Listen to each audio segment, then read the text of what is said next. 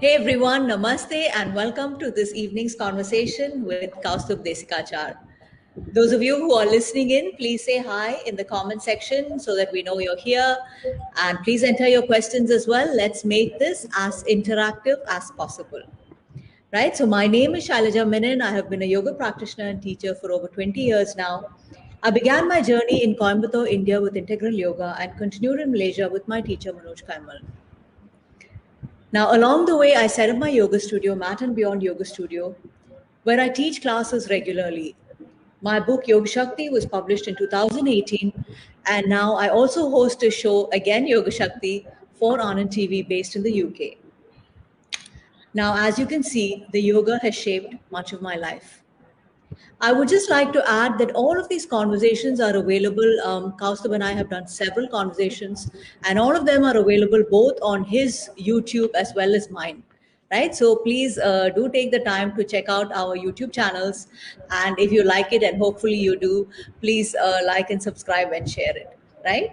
So Kaustubh, as most of you know, is a renowned yoga teacher, yoga therapist, and author, continuing the classical yoga tradition of his eminent grandfather, T Krishnamacharya, and his father, TKV Desikachar. Kaustubh's grandfather, T Krishnamacharya, is considered the father of modern yoga, as the revival of modern day yoga is to a large extent attributed. I'd just like to add that all of these conversations are available.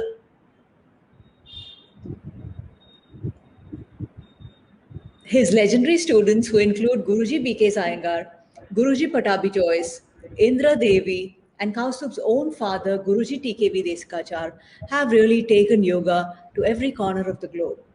Now, Kaustubh himself began studying yoga at the very young age of 9 under his father and was teaching by the time he was 13. He has a dual master's degree from the renowned Birla Institute of Technology and Sciences and a doctorate from the University of Madras. Kaustubh conducts teacher training and therapist training programs around the globe, traveling 8 months of the year to Europe, China, and other parts of the world. Now, I guess this was before the COVID, but hoping that after the COVID, Kaustubh will be resume all this with his usual gusto. He has authored several books too, to name a few: Hatha Yoga Pradipika, To Serve with Love, a tribute to TKV Desikachar, The Yoga of the Yogi, The Legacy of T Krishnamacharya, and his most recent one, Truth Unclouded, The Yoga Sutras of Patanjali. Now, his objectives include the sharing of authentic teachings of yoga to the modern era and building bridges between different healing modalities to promote physical, emotional, social, and spiritual health. Now, I invite Kaustubh to begin this session with one of his beautiful chants. Namaste, Shailaja. Namaste, everybody. But Shailaja, before I begin, I think you have to broadcast this live with the public sign. You have just marked it for friends, so it's not visible to all the others. Many people are messaging me and saying, so you have to go to the Facebook and okay, just give me a second. Yeah. Yes, we wait for you.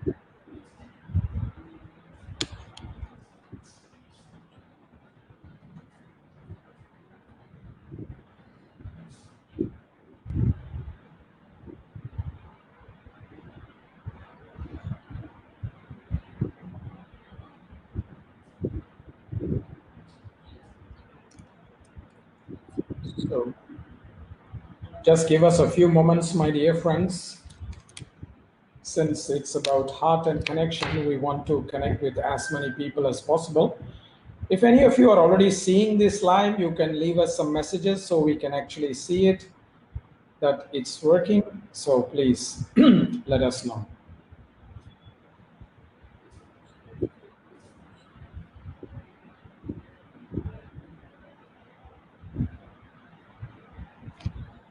Kaustubh, I'm really not sure about this. I think we should just get going. Okay. Okay. So I shared it in my page. So yeah, it's public. I've made it public. Good. Very good. Excellent. So let us now begin with the chant, my dear friends. Om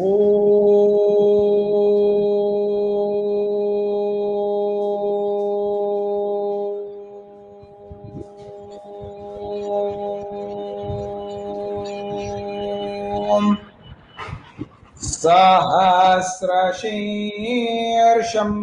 देवं विश्वाक्षं विश्वशम्भुवम्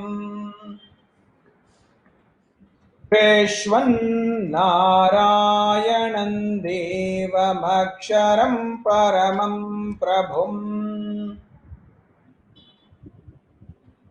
विश्वतः परमान् नित्यं विश्वन्नारायणगुं हरिम्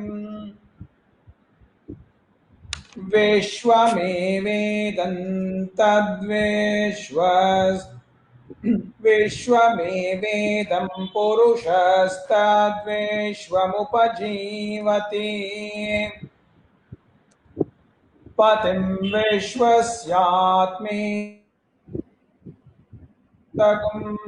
शिवमच्युतम्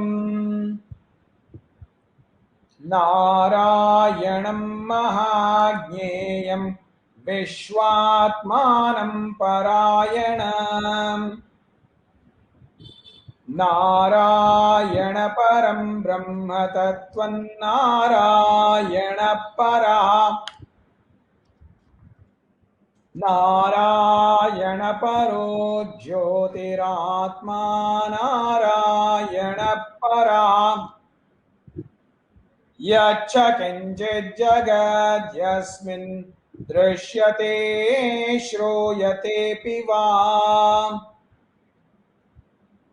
अन्तर्बहिश्च तत्सर्वं व्याप्य नारायण स्थितः अनन्तमव्ययं कविगुं समुद्रेऽन्तं विश्वशम्भुवाम् पद्मकोशप्रतीकाशगुं हृदयं चाप्यधोमुखाम् अधो निष्ट्यावितस्त्यान्तु नाभ्यामे ज्वालमालाकुलं भाति विश्वस्यायतनं महत् सन्ततगुं शिराभिस्तुलम्भत्याकोशसन्निभाम् तस्यान्ते सुशिरगुं सूक्ष्मं तस्मिन् सर्वं प्रतिष्ठिताम् तस्य मध्ये महानग्निर्विश्वार्चिर्विश्वतोमुखः सोऽग्रभो बिभजन्तिष्ठन्नाहारमजरः कविः सन्तापयते स्वन्देहमापादतलमस्तकम् तस्य मध्ये वह्निशिखा अणियोर्ध्वाव्यवस्थितः नीलतो यदमध्यस्था विद्युल्लेकेव भास्वरा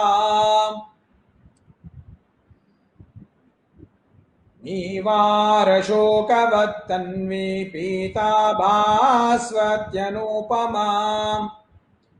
तस्याः शिखाया मध्ये परमात्मा व्यवस्थितः सोऽग्रभुग्विभजन्तिष्ठन्नाहारमजरः कविः सन्तापयति स्वन्देहमापादतलमस्तकम् तस्य मध्ये वह्निशिखा अणियोर्ध्वाव्यवस्थितः नीलतो यदमध्यस्था विद्युल्लेकेव भास्वरा नीवारशोकवत्तन्वी पीताभास्यात्तनुपमा तस्याः शिखाया मध्ये परमात्मा व्यवस्थितः स ब्रह्मा स शिवः सेन्द्र सोऽक्षरः परमस्वराट्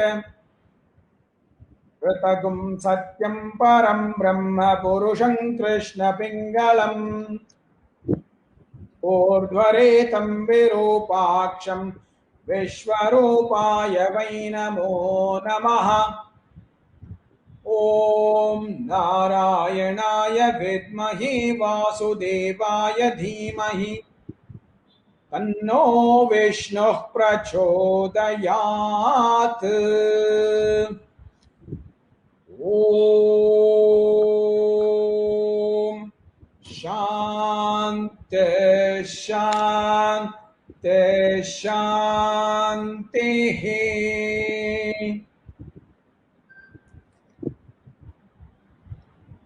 Shailaja, you need to go to your page and make it public. It's still not public. It says it's private to your friends. So if you go to your page on the live stream, you see two human beings face near your under your name. Click that, it will become public. Or you just go and make it public post, because lots of people are messaging me.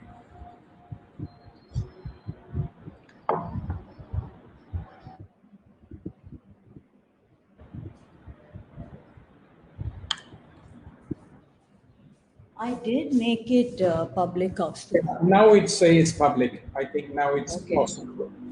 Yes, now it's public. Yes. Now it's public.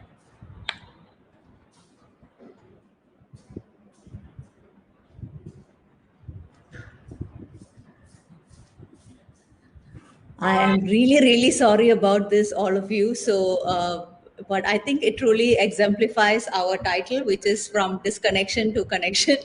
So, in many ways, this is a perfect example of that. Maybe this is what the universe wanted us to see. And I hope all of you can, see us and hear us now. Usually, I have my son Vaishnav here who acts like my assistant and helps me out with all of this. So he's missing today, so that's why all this confusion. He's away on work. So please bear with us, and I'm glad we're all connected again. So Namaste. let's begin with the first question. Like I was telling Kaustubh, when we came up with this title, Heart of Yoga, the first time I heard about it was actually, his father's very famous book, TKV Desikachar's The Heart of Yoga. And that was the first time I actually heard about that term of the heart being connected to yoga, because otherwise to me, yoga was always all about the mind. So I was just going to ask him whether he could explain, what does the term heart mean, the spiritual heart in terms of, the yoga and some qualities associated with that. Thank you, Shailaja, for making it public so everybody can watch our conversation. So thank you for your question. And there is a lot of reasons, a lot of significance for why my father chose the title The Heart of Yoga. Now, first and foremost, when you look at the word, the concept of the heart, in Sanskrit, it's called Hridaya. It is the reason why I choose this chant today, which is called the Narayana Suktam, one of the texts from the Vedas. And the Narayana Upanishad Suktam, this one, is saying that the reason why the heart is called the heart is because that is where the divine is existing. We don't talk about the organ that pumps blood. When we translate it to English, Hridaya is also the organ, but that's not the heart we are talking about. We are talking about the heart center, which is actually the Anahata Chakra. And that is the reason why it is called as Hridaya, is because of the derivation Hriti Ayam Hridayam. It is the location of the divine. The divine is residing in our heart. So the divine is not in some temple or some church or some mosque only. There also you will find the divine. There's no doubt about it. But the divine is also very close to us in our heart, and that is why it is called as the Hridaya. And this is very strongly linked to the Anahata Chakra. And the Anahata Chakra is responsible for a few very important things. Essentially, the most fundamental thing is that it is responsible for a connection, a linking. And that is why, my dear friends, yoga is from the heart. It's not from the body or mind or the senses.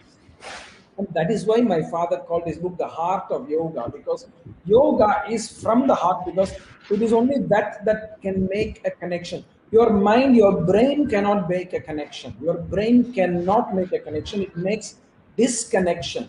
So if you stay in the brain, you're going to be a disconnected human being. Whereas the heart is where you are going to connect. That's how we connect with plants, animals, other human beings, our lovers, our children. It's not from the brain, it is from the heart. You don't love your child with some brain calculation saying, oh, if I love my child, this is useful or this is not useful. You don't make an analysis. You don't connect with your dog, your cat, your birds because of some analytical connection. It's a feeling. The heart is the place of empathy. The heart is the place of connection. That is why yoga is almost always only possible when we open the door to the heart.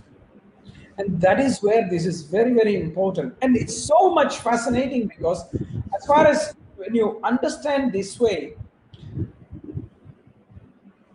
change the words yoga and love, because there is no love without a connection.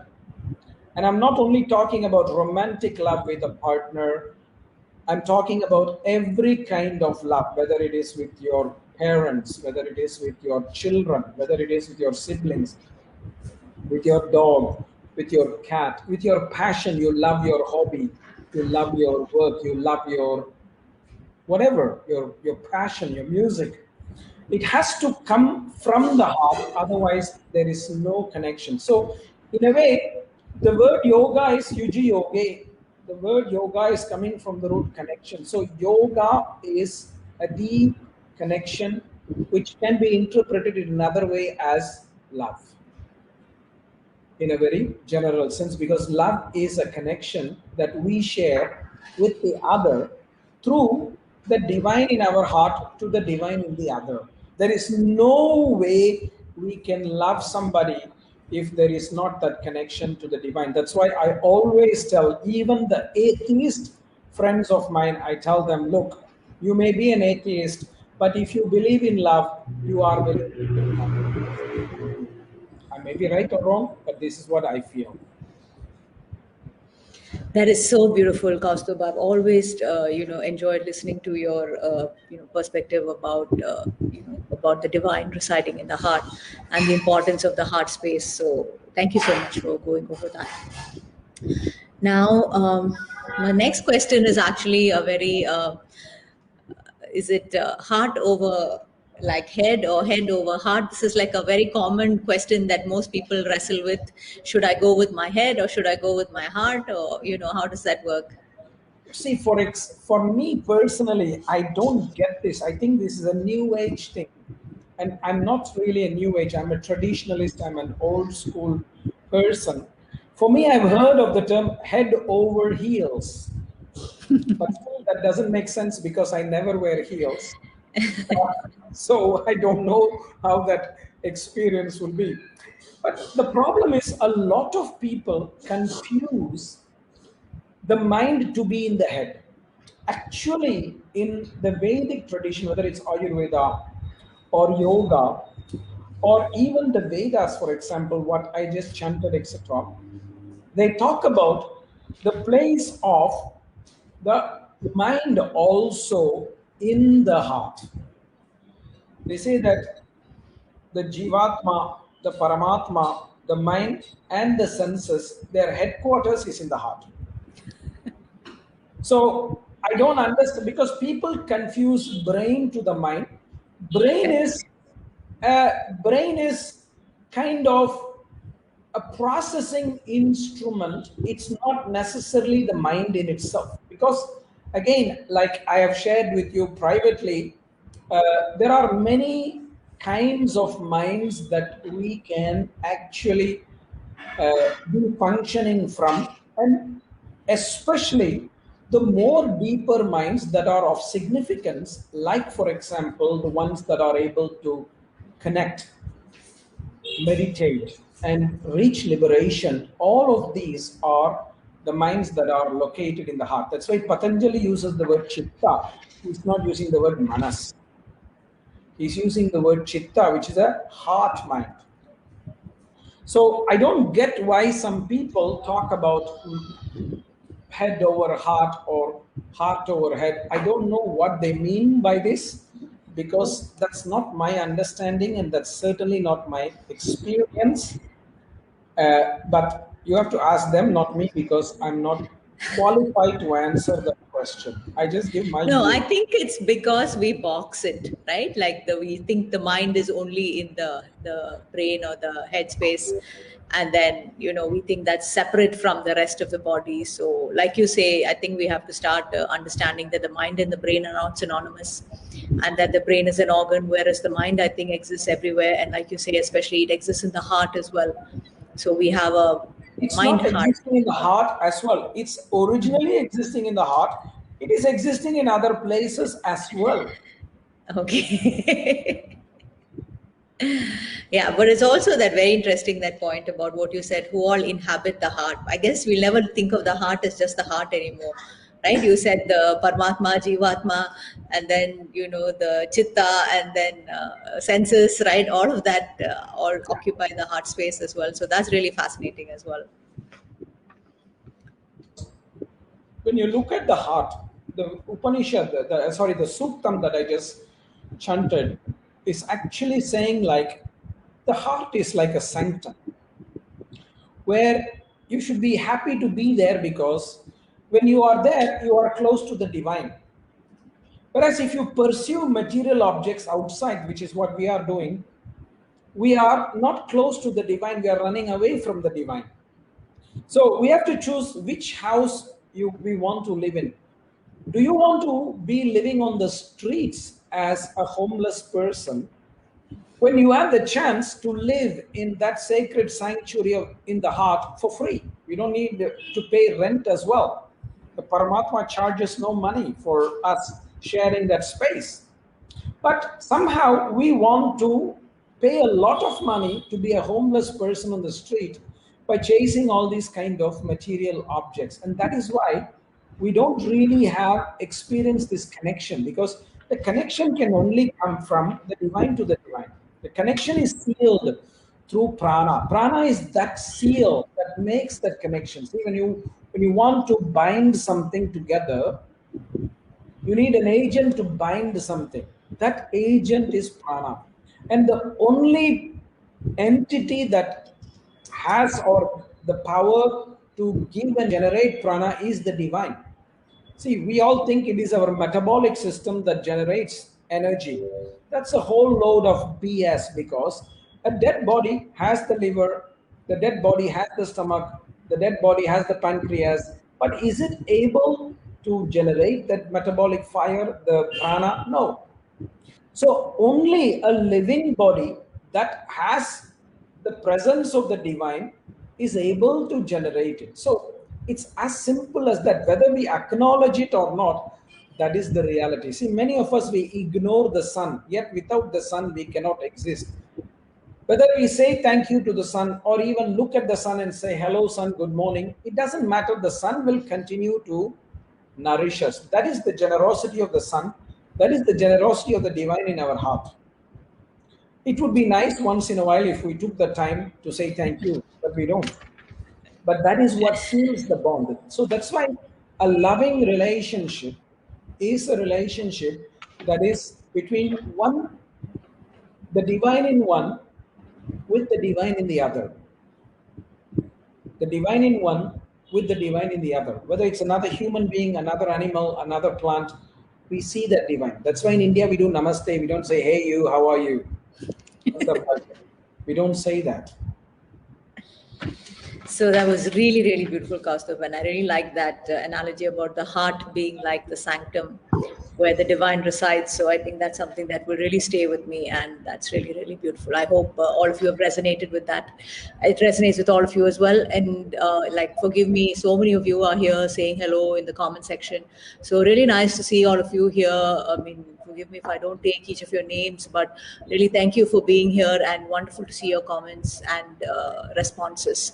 So yes, Ignatius uncle, that was a practical demonstration of connection through disconnection. Yeah, so hi to all of you here, and just moving on to the next question. Like we always hear, especially in yoga, and I think maybe I am also part of that. We always tell people keep the heart open, right? So why is that important? And what are some of the attitudes that we can adopt? Like we always feel like that place kind of shrivels up and closes. We get hurt, we get disappointed, we get frustrated, and then we're not feeling so radiant in the heart space, right? So all of our practices are to kind of open up that space. So what can we do when we feel like really closed there? Well, you see, for everything to work, we need to switch the key on, right? For example, if you want your computer to work, we need to turn on the computer. If you want your phone to work, you need to turn on the computer. So for every organ or entity to function, there is something that we have to do to allow it to function in its capacity. And this is where it's so fascinating. The heart only functions when it's open. The heart will not function when it's closed. And that's why metaphorically we die, metaphorically, when we constrict our heart.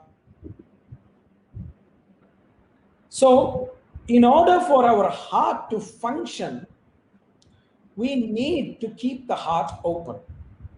The problem is, the big problem is that people today, we have very romantic views about the way life should be, the way relationship should be, etc. We all think that we are entitled idiots who only deserve good things. It's not. The heart is a space that also holds other experience. See, the heart has some positive things and negative things. The positive things that it actually, the Anahata Chakra, the positive things that it holds are things like love, compassion, empathy, self love, forgiveness. All these things are part of the heart space as well. But the heart also holds the certain negative things like grief, betrayal, breaking of trust, loss. For example, if somebody dies, we feel it in the heart. Somebody separates from us, we feel it in the heart. So the heart is a space that has all of these things. So imagine something like this. You know, imagine something like this where it's heart. I told you heart is like a sanctum. Think about it as a room. Now, when the room is dark and you shine some light in this room, then everything in that room is revealed. It will not only reveal the good things.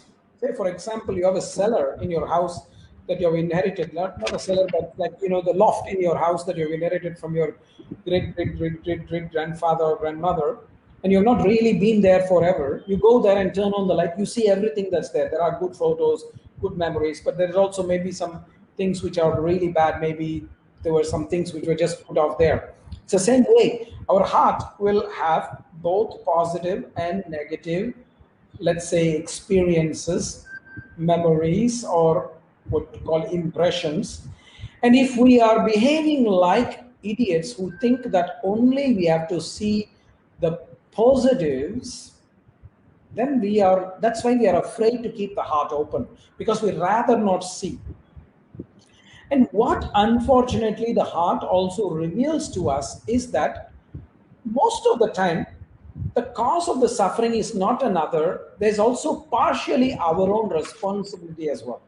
I'm not saying this is always, but we also behave badly. We also hold certain Thank you, grudges Kausthub. towards others, where, and so when the light shines in the heart, we have to look at our own issues. That's why I said we rather be paid homeless people on the street where we blame everybody else, rather than be inside our heart saying, oh, you know what, we have to clean this mess. We have to clean this mess. We have to deal with this mess. To clean this mess, first and foremost, we have to accept that there is a mess. How many of us are honestly interested in actually looking at our inside and accepting this mess? And the more somebody claims that they are so great and so wonderful, the more the mess there is inside them. I can guarantee this. Guarantee this. And that's why people are afraid to go deep inside the heart. And one thing also I want to tell why people are afraid to go into the heart is because of a very profound thing. I told you heart is the place of the Paramatma, the divine. Now, one of the Paramatma is defined as Satyam Jnanam Anantam Brahma. The first one is called Satyam, the truth, the reality. So when you are existing in the heart, you are existing near the truth. And so when you act from the heart, you cannot lie. So true. Whereas the brain and the mind are cheaters. They can cheat us and they think that they cheat others. But the heart will never be able to tell a lie. And that's why it's very, very difficult, because people today don't want to exist in fantasies. That's why very few people are able to tolerate me, because I tell the truth most of the time. I don't like being telling lies. So sometimes if I tell the truth, it's offensive for others, because people don't want to stay with the truth. Whereas if you stay in your heart, you will be able to receive the truth, even if it's not what you want to hear, because the heart will tell you, hey, dude, it's the truth. It's the truth. I mean, I give a simple example from my own life, which happened this morning. So last few days, I've been going through some set of challenges, and certain things in my head have been not right. So I've been talking to one of my closest friends, and he comes this morning and he said, we have to have breakfast together. So we had breakfast together this morning, and he's blasting me with so much anger, and he's fighting with me. But I know it comes from a place of love, and it comes from the place of the truth, because he's protective of me. And a friend is not somebody who just tells you what you want to hear. A friend is somebody who wants to tell you the truth. So he's telling the truth, and he's blasting me, and he's saying, like, look, if I've got to hear this kind of talk from you again, I'm going to be really angry. I may even punch you. So for me, it's not pleasant to the ears, but because I am mostly staying in the truth most of the time, I'm able to hear what he's saying, that it's coming from a good place. He's not trying to hurt me or insult me. He's trying to protect me. He's trying to do something for my good. So I'm able to relax with that. Whereas if we are living a lie, we don't want to hear the truth, because we want to only hear lies. That is also why many people do not like to stay in the heart. Many people don't want to hear the truth. We are living in a society that worships lies and ignores the truth. That's the problem. That's the other reason why people are afraid to open the heart. Because when you open the heart, you have to stay in the truth. Your heart will not know how to lie. That is so beautiful, Kaustubh. Really beautiful. And yeah, so I have Erica here who has been having many comments. And she says that it's so true. I always tell my students that's why the lie detector works. The heart cannot lie.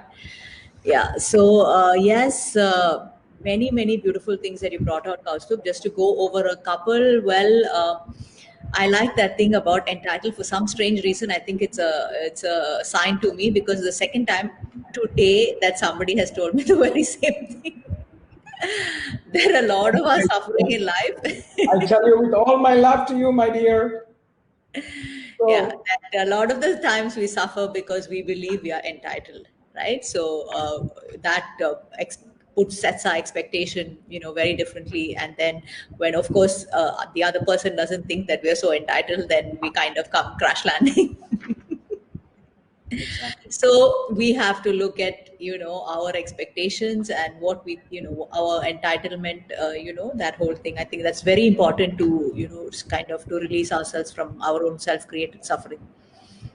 And that was also really beautiful about love, compassion, empathy, all of that, existing in the heart space, along with, like you say, we also feel deeply, right? Grief, betrayal, someone leaves us, all of that stuff, right? And I guess the most beautiful is that about the truth, right? Which is such an important point, that when we live in that heart space, I also like the point about how you can also receive from somebody else, like you talked about your friend, right? If we live in the mind, then we get very angry and we get very defensive, and we're all always making these excuses. But when we live in the heart, then we kind of understand that they're coming from a good place. So really beautiful conversation, Kaustubh. I'm so glad. I think Erica also said that this really resonated with her in these very difficult COVID times. So I mean, really thank you for this wonderful knowledge that you're sharing with all of us. Okay, so we go into romantic love, and most people associate love only with romantic love, right? You mentioned love, and that's the first thing that comes to mind. But that also, I feel, is the reason a lot of us suffer. But is it? Can you expand on the concept of love? Right? How can we see love in, love has so many hues and shades and nuances, and we actually limit this whole concept of love when we only think of it in terms of romantic love. So how can we expand on it and try to like flow love wherever we can? You are asking me because I'm the world's foremost expert in this romantic love, right? So I've had two unsuccessful marriages, as you know, my dear friend. So you're asking me, but I think I've learned so much from them. I think romantic love is also the same. It's just that we share one thing that is different from all other relationships, which is an intimacy. Now, intimacy at an emotional level, intimacy at a sexual level, a physical level, and which therefore creates an intimacy at an energetic level. So, in a romantic love, we are taking the connection even more deeper, even more closer, so that what is missing in each other, it gets filled up. This is how I look at it. What is missing in each other, it's getting kind of filled up, so we feel complete when we are together with that person. Now, this has nothing to do with marriage, or this has nothing to do with whether it's which kind of sexuality it is. The romance is also a very, very deep spiritual, divine connection between two people, which takes them to a very close level. That's why in traditional Hindu marriages, even, we don't really marry that individual with that individual. What we are doing in the marriage process is we are invoking the divine God and the goddess into those beings and form what is called a nitya sambandha, which means an eternal permanent connection, so that the dharma can be fulfilled, because each of us, we lack something to fulfill our dharma. My grandfather is such a great, great master. My father is such a great master. But I can confidently say that they would not have achieved this without the presence of their partner, romantic partner, to support them. Now, this again, the word, I think we confuse a lot. The concept of romantic relationship that you are using creates kind of an image in people's mind that it all has to be like nice and enjoyable and happy and always pleasant and always candlelight dinners under the moon, under the stars, etc. Actually, not. Any relationship at a very, very deep level will create conflicts as well.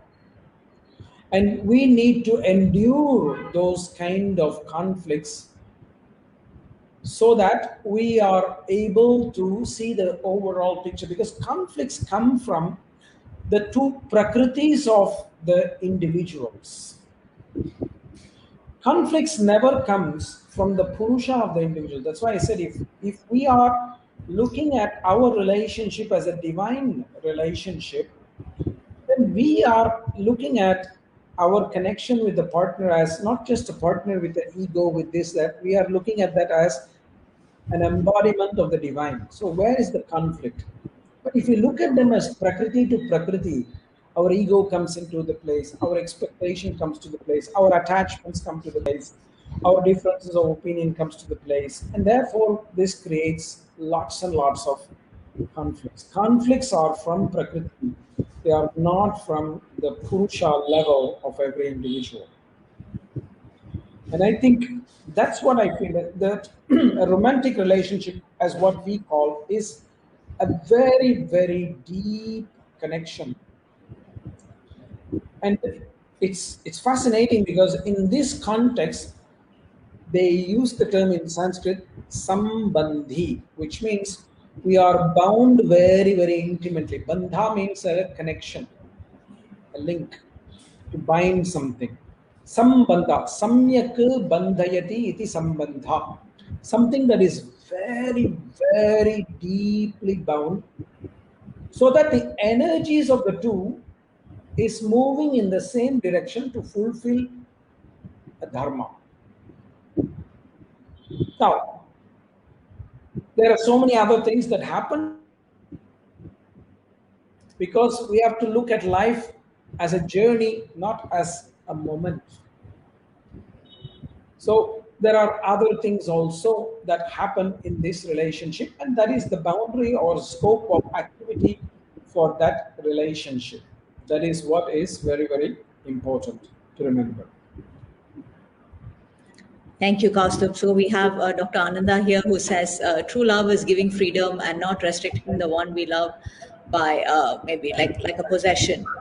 And he says Dharma Patni is vital for one's spiritual progress. Amaji was Rishi Patni for the Yoga Rishi Swamiji that manifested the best. So yes, I think beautiful partnerships bring out the best in each other, and they're really beautiful to see and experience.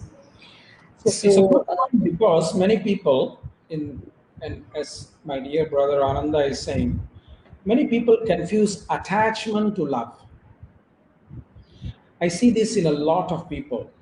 Even many people are attached to their children. They don't love their children. Many people are attached to their partners. They don't love their partners. So when the word attachment is coming, then it feels as if you own that object, you possess that object. That's not really a place of love. It's more like an attachment, a grasping. Many people confuse these two. yeah, so that ties in very beautifully with our next question, where we say that, usually when we talk about love, there's like a halo, right? I mean, love is always a great thing. But is there something about, something like too much love, and can love be destructive? Love, if we understand love as this divine connection between two individuals, no matter the type of relationship, whether romantic or others, there will never be destruction. Love is a creative, expansive force. This one thing I want to tell you about the Anahata Chakra. One of its kriyas is the expansion of energy. So expansion of energy is creation. Destruction is reduction of energy. Attachment creates destruction. That's where, if we are really in love with another person, in love with our children, we are really having love, we will not be attached and we will not destroy them. We will not destroy their future, their career, or anything like that. Love as a divine connection can never be destructive. It can only be expansive, because the very principle of the divine, that's why it's called Brahma, is coming from the Sanskrit root bruhi vriddhi, which means expansion. The divine is always an expansive force. The divine never contracts. There is no divine that is contracting. Divine is always expanding. That's why it's called Brahma, which means the one who is always expanding. So love cannot be destructive. This is my view. But many people destroy things in the name of love. That's so true.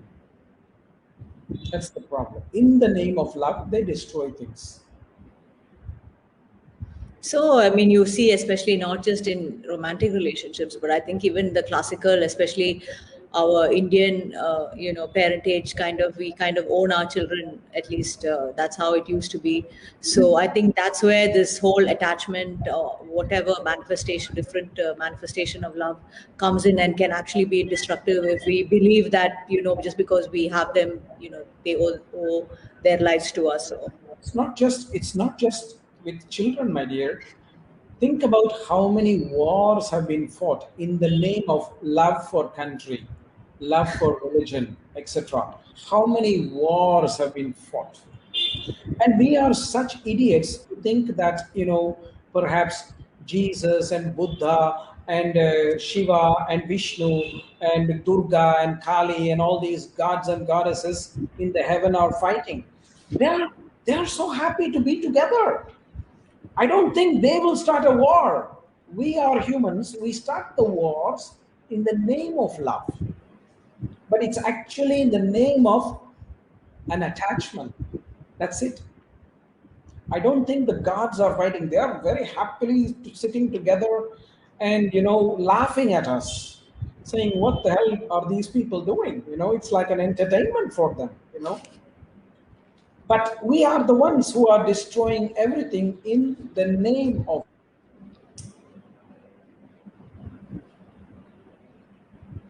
Yeah, so thank you for that. Yes, I'm very sure also that none of the gods propagate war in their names. So it is really our human perspective that is so restricted that needs this one-upmanship of me, my God being bigger than yours kind of thing. So anyway, there's Dr. Ananda there who says real love fosters growth while possessiveness restricts it. Anbe Shivam, the divine is love, and God's having a nice cup of chai. I would prefer to think coffee, Ananda, because I'm more coffee drinker than chaya. But I think Shailaja will prefer chai because she's from Kerala. No, I prefer Oh, coffee. good. But I'm Kerala a coffee usually prefer person. more chai than coffee. Yeah. So it is true. And in Kerala, I don't want to get people's wrath up, but I'm from Tamil Nadu and I'm used to the most best filter coffee, and that's so hard to get when you're in Kerala. Anyway, this one question I think is a very important question. It's related to love, not exactly about love, but everybody falls in love very easily, right? And but unfortunately, when we have to exit that space or things happen and we separate or get divorced, there is so much of bitterness, anger, blame in its aftermath, yeah, literally destroying us, right? I always believe not enough focus has been given to the emotional trauma, and not just trauma, but I think really rips people apart, this whole separation and divorce. So I've always admired Kaustubh, that he continues to have a very good friendship with his wife, even ex-wife, even after their divorce. So I was just asking him how he managed to create that beautiful friendship, and on this positive note. Well, thank you for opening up my life so nicely, Shailaja. I'm so sorry, Cast. No, no, no. No, no. I have no regrets about these things. Actually, I am very, very privileged in my life that I have seen both extremes of separation. You see, when I got married the first time, I was 22 and my wife was 19. And it is through her that I have my daughter. And of course, things did not work out very well. And there was the separation. And in that particular context, I have been unfortunate not to have a very, how do you say, amicable, friendly separation, to the extent that it's actually very, very bad.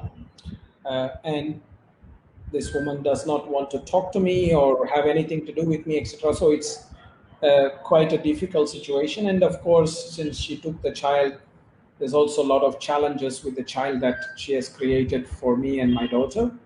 So, in one hand, I've seen that extreme where it's possibly the worst separation you can have.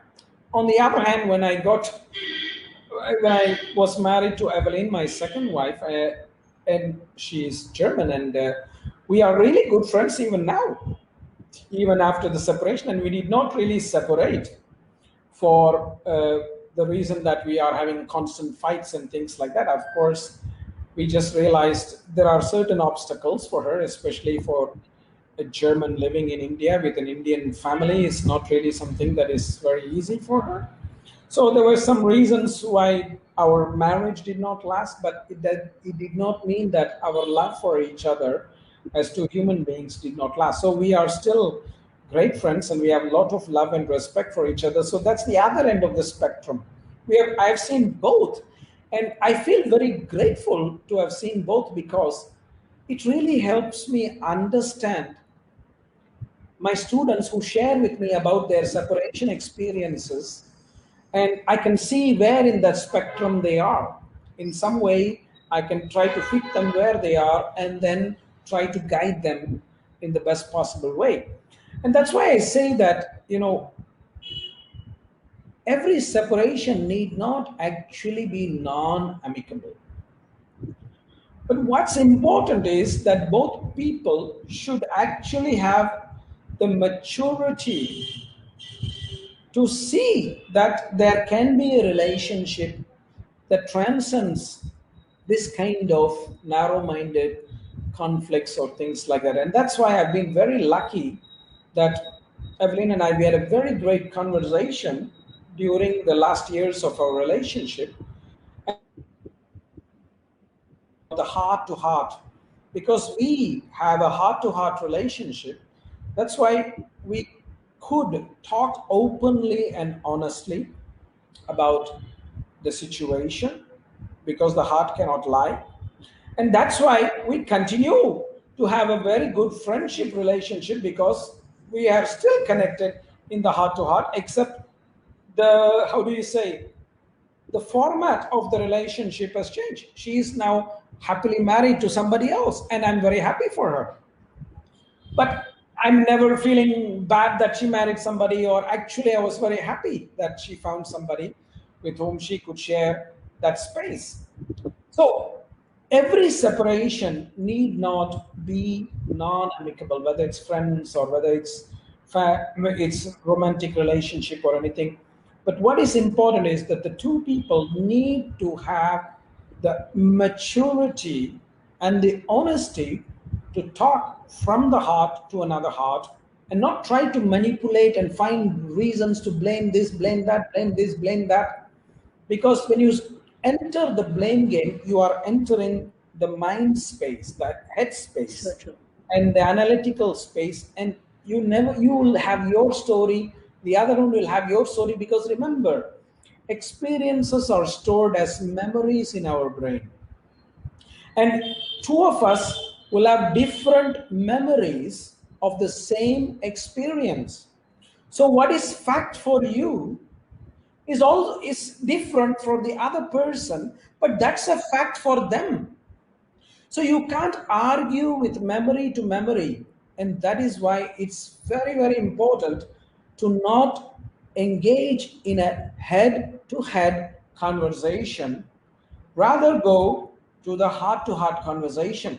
And the heart is a place of forgiveness. That's why somebody who is connected to the heart will never hesitate to apologize, to say, to forgive each other and move on. Whereas somebody who is in the brain will never be able to take responsibility to forgive or to apologize or whatever. The ego takes over. I'm never wrong. It's you who are always at fault. the reality is there is no circumstance in this world. I mean, there are few circumstances in this world where only one person is to blame. Like, for example, somebody murders somebody or somebody rapes somebody, that's different. Whereas in a relationship, there's always going to be two sides fighting. So it's very important to remember that we need to keep an open heart. We need to be honest, and that will all come on. That is what is maturity. If you're honest and keep your heart open, that is called maturity. Whereas if you're close your heart and you're petty, that is not maturity. Thank you so much, Kausthub, for sharing your personal experience with us. And I've always admired your friendship with Evelyn. And I think there's a modern term also that they call like conscious uncoupling now. But you are somebody who's really living it. So I just wanted you to share because I have to tell you, I don't feel uncoupled from Evelyn at all, except in the romantic way. That's just the term. I'm not joking. Even now, we can feel each other. Like sometimes I'll get a message from her saying, "Are you okay?" And that'll be exactly the time where I'm actually feeling a bit down. Sometimes I'll reach out to her. It'll be the time where maybe she's going through something. So this is. I don't like this kind of jargon that we give. We just give just because we want to put it in a box and put an identity. That's a big danger because that's still the ego, you know. Yeah, so but I think one thing here is both people have to be on the same wavelength. Like both have to be extremely mature for this to happen, and both have to have that and recognize their heart-to-heart connection. Because otherwise, it's a hard act to follow. Actually, I disagree, Shailaja, because if both people were in the same wavelength, there wouldn't need to be the separation, right? We are separating because the wavelengths are different.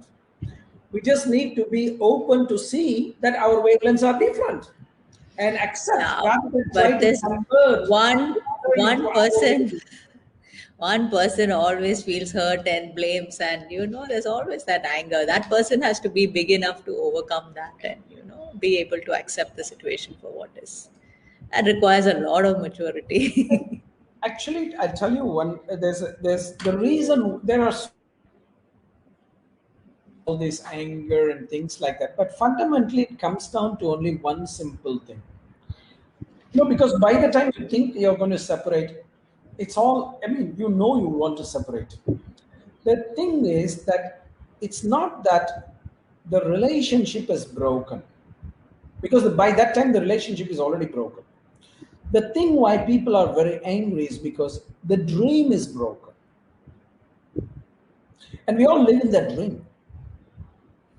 And that's why many people get angry. That's one part of it.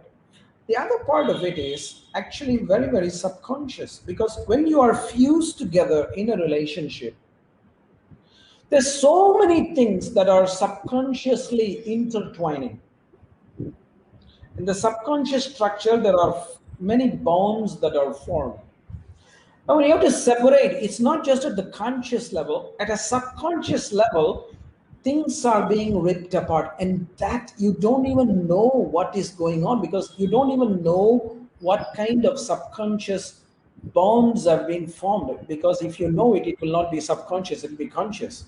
So in some ways, a lot of the anger is subconscious, and we have no reason, because if you look and talk to that person logically, obviously they don't want to be with each other. So why the anger?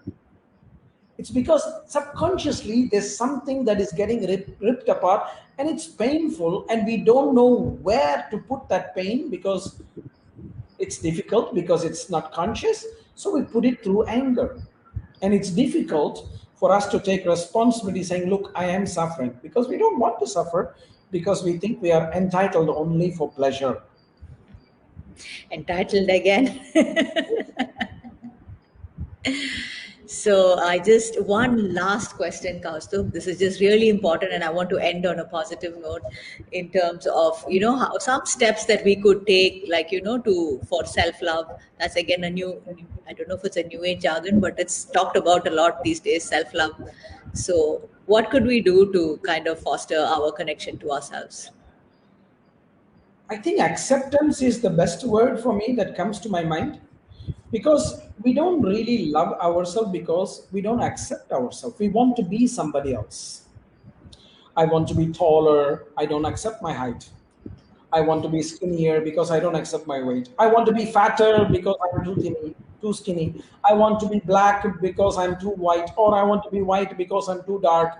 People are always are not accepting of who they are and what package they've come with.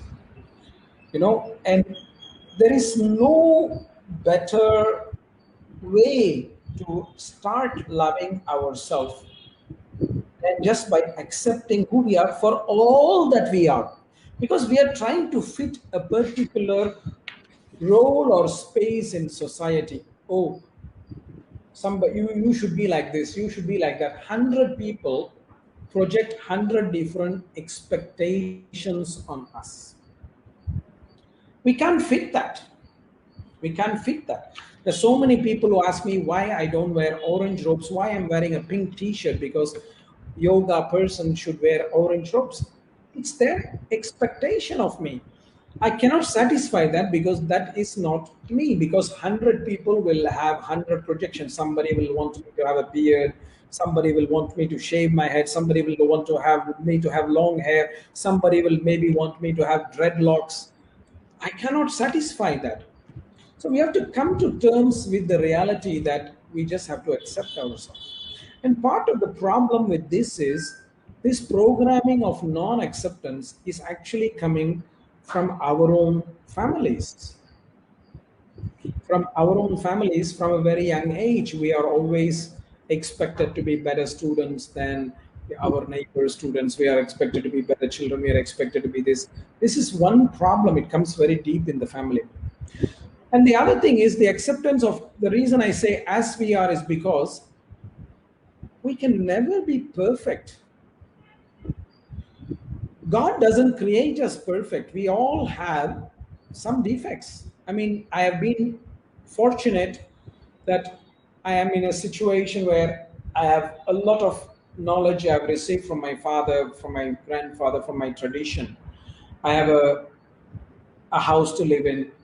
I have a, a space to sleep under. I have food to eat, etc. So some things are there. But I also have some defects. I have not, at least for now, I have not yet, two failures so far. Maybe I'll be third time lucky, who knows. I'm not able to sing and dance and perform art. I'm not able to speak multiple languages. I'm effective in learning languages, for example. Whereas I know one of my students who is so brilliant with languages, who can learn 6, 7 languages so easily, it comes easily for her. So I can't be all things to all people. People say, oh, you are a yoga teacher, you should know many languages so easily.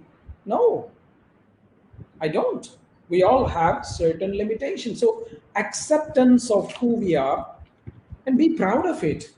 What's wrong in having a few defects? We don't have to try to pretend to be different people to different people. We just have to be honest, and that's more energy efficient as well. And that's why it's difficult for many people to deal with me, because I'm quite frank. Sometimes I don't try to make manipulative games. I'm very direct, but many people don't like, so I step back from some. And those who care for me stay with me. So we need to come to that reality that not everybody will love us. We don't need everybody's love. We just need one person's love, that is our own. And once you get comfortable with loving yourself, you will get comfortable. You will attract the love that you deserve. You will attract the love that you will deserve. So beautifully said, Kaustubh. I was actually just going to wind up with this, but I have a question here from Maria. Yoga is a practice, as a practice can help to understand our heart-to-heart relationship, as your father says. What is your thought about love in modern relationships? I think she just joined now because we talked a lot about this before, right? Did we not? I think in the modern day relationship, there is a set of problems. One it's looked at as an attachment. Two, you made one statement, it's very easy to get into love, but very difficult to get out of love. That is old school. In the modern day, it's more difficult to get into love, and it's so quick to fall out of a relationship. People separate so quickly because they have very little tolerance for the difficult challenges that love will bring. I like that perspective, Kausthub. I'm not joking. I never thought of it that way. So many young people separate with WhatsApp messages. Sometimes they don't even separate messages, they just block the other person from sending messages. So in modern time, it's actually the opposite. So in modern time, I feel most people experience attachment. A few people are still searching for that deep love. And I really feel that. I really feel that there's only a few people who are looking for real love, because if you are in love, your energy will expand, your energy will never contract. And that's the reason, because many people in modern time don't like themselves. They also always want to be somebody else. So just think about this as a business proposition, right?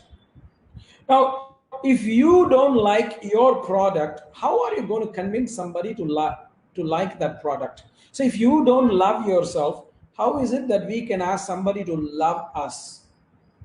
It won't work long term. So it starts at home. So we have one more question from Soundarajan. Is it love, father, mother, child, guru, disciple, friend to friend, romantic love, love to God? Is it all the same or is it different? I think we addressed this already, Shailaja. I think Mr. Soundarajan, namaskaram, sir. We can look at it. The thing is, it's so, the connection in all of these relationships is from the divine to the divine. So in that form, it's the same. But in function, it's different. The romantic love, the father-child love, in function is different.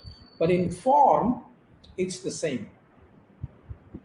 It's from the heart to heart, from the divine to the divine. There is no other place that love comes from. Love is not coming, sorry to say, from the Swadhisthana Chakra to the Swadhisthana Chakra. Love is coming from the Anahata Chakra to the Anahata Chakra in any kind of love. But the form changes in certain kind of, the function changes in certain kind of love. The form is the same, Anahata to Anahata, heart to heart. Otherwise, it's a transaction.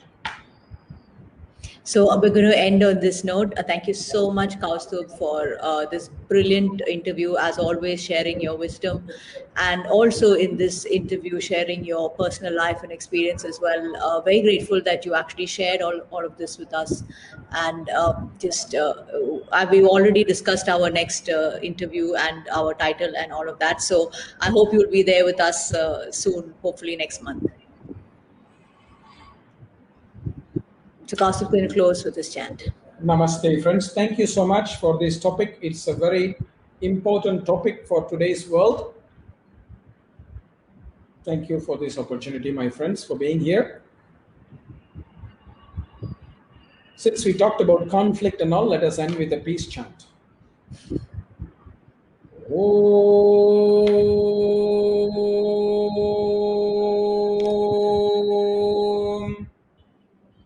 Shanno Metra Shamvarunaha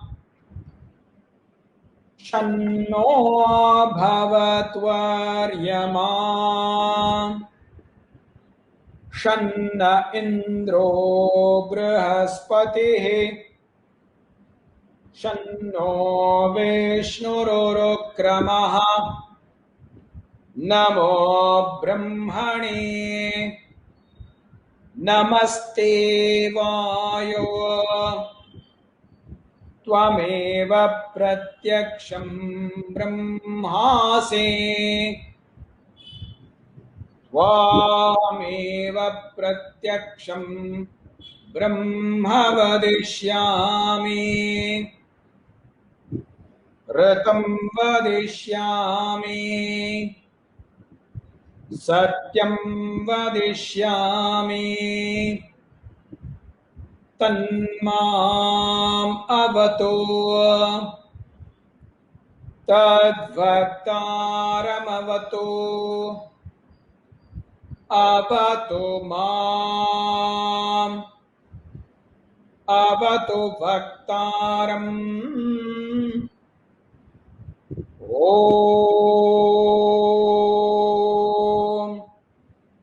शान्ति शान्ति शान्तिः।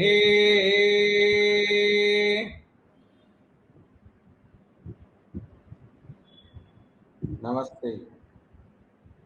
Namaste, and thank you all for being here, and we hope to be with you again soon.